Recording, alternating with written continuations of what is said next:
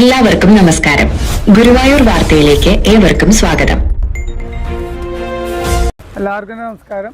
Guruvayur chamber of കൊമേഴ്സിൻ്റെ ആഭിമുഖ്യത്തിൽ കഴിഞ്ഞ 10 വർഷത്തിലധികമായിട്ട് ഇന്ന് പ്രധാനപ്പെട്ട ജീവകാരുണ്യ പദ്ധതികളിലൊന്നായ വിശക്കുന്നു വരുന്നൊരു പൊതിച്ചോറ് എന്ന ഈ അന്നദാന പദ്ധതി ഇവിടെ ആരംഭിക്കുകയാണ്.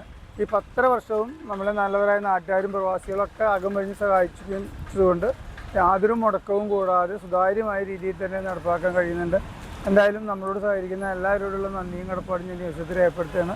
നമ്മളെല്ലാ വ്യാഴാഴ്ചകളിലുമാണ് ഈ അന്നദാനം വിഭാവനം ചെയ്തതെങ്കിലും മറ്റു ദിവസങ്ങളിലും സ്പോൺസർമാരുടെയൊക്കെ സൗകര്യാർത്ഥം നമ്മൾ ഈ അന്നദാനം ഇവിടെ ഈ മഞ്ഞുലാൽത്തറയിൽ നടത്തുന്നുണ്ട്.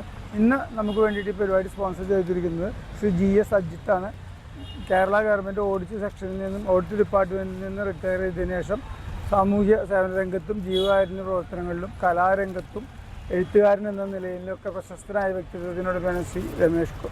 അദ്ദേഹത്തിനും കുടുംബാംഗങ്ങൾക്കും നല്ലത് മാത്രം വരട്ടെ എന്ന് ആശംസിക്കാൻ ഞാൻ ഈ അവസരം ഉപയോഗിക്കുകയാണ്.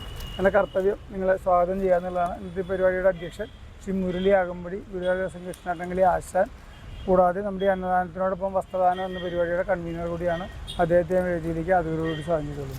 ഇന്നത്തെ പരിപാടിയിൽ നമുക്ക് പ്രേംജി ഗുരുവായൂർ, ഇത് നിങ്ങളെ യൂട്യൂബിലൂടെയും ഫേസ്ബുക്കിലൂടെയും വാട്സാപ്പിലൂടെയൊക്കെ നിങ്ങളെ മാലോകരെ അറിയിക്കാൻ സഹായിക്കുന്ന വ്യക്തിത്വത്തിലൂടെയാണ് പ്രേംജിയെ സ്വാഗതം ചെയ്തുകൊള്ളുന്നു.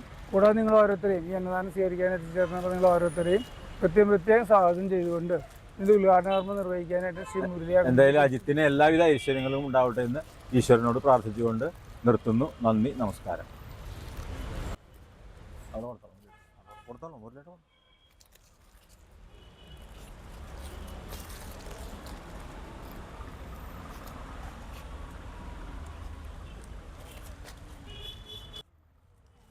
അങ്ങനെയൊന്നുമില്ല, ഒന്ന് പിടി മേടിച്ചോളാം.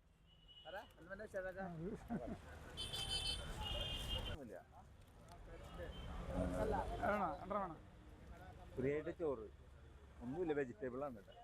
അത് അങ്ങനെയൊന്നുമില്ല.